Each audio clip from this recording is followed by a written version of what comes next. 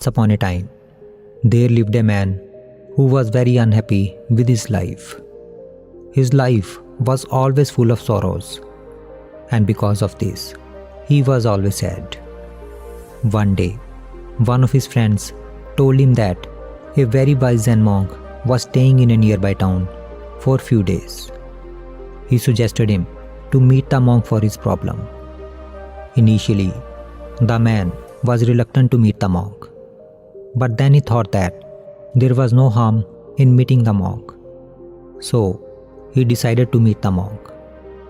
Next day, the man went to see the monk at his place. When the man entered the room, he saw that the monk had just finished his meditation and was sitting peacefully on a simple cloth mat. The man bowed down to him and sat in front of him. Then he said, "Sir, my life is full of sorrows." Then he told the list of problems he had to the monk one by one.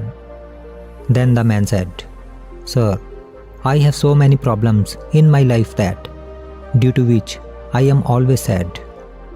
Please give me some solution." After that, the man became silent and started waiting for the monk to speak. The monk looked at the man with compassion, thought for a moment, and then he said, "My friend, can you tell me how many red colors are in this room?" The man was surprised to hear this from the monk. He was thinking that, "I am asking for solution for my problem, and this monk is asking me unnecessary questions." But still, unwillingly, he looked around the room, counted red colors in the room, and then said, "Sir, there are many things in this room which are having red color." Then he explained, "Sir, this pillow is red, that apple is red, that mat is red, and your slippers are also red. And apart from that, there are many red colored things in this room." The monk said, "Okay, now, without looking anywhere, tell me how many blue colors are in this room." The man was confused listening to this. Then he said, "Sir, how can I tell you without seeing again?" "Why?" asked the Zen master. Then he continued, "When you were looking for red color, did not you notice blue color then?" The man said, "No, sir. When I was looking for red color, I was focused only on red color. Therefore, I could not notice blue color in this room." Listening to this, the monk smiled and said, "My friend, this is the answer of your question. Our life is also like that. You will get what you will look for. While you were looking for red color in this room, your mind was totally focused on finding red color. You could not see any other color. There are many things in this room which are blue, but you were so much focused on red color that you could not notice it."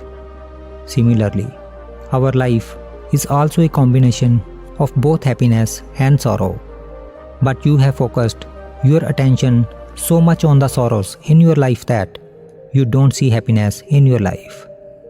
Happiness and sorrows are two sides of a coin. If there is no happiness in life, then how can there be a feeling of sorrow? Similarly, if there is no sorrow in life, then how can there be a feeling of happiness? It is not that there is no happiness in your life, but you have focused your attention so much on the sorrows that you don't see the happiness in your life. Therefore, change your perspective of looking at life. Try to find moments of happiness in your life.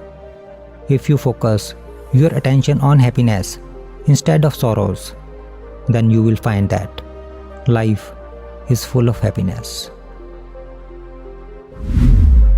If we see in our lives, we will find that most of the people are suffering from sorrows in their life and spending their life in sadness. But they forget that life will appear to us as we see it. If you consider life full of sorrows, then you will find life sorrowful. And if you consider life full of happiness, then you will find life full of happiness. Happiness and sorrow are both part of life. There cannot be only happiness in anyone's life, and there cannot be only sorrow in anyone's life. Life is a combination of both happiness and sorrow. What matters is on what we focus our attention on. If you look for happiness in your life, you will get happiness. And if you look for sorrows, you will get sorrow. Therefore, always try to find happiness, even in the smallest things in your life. And remember that every moment that is passing by will never come back.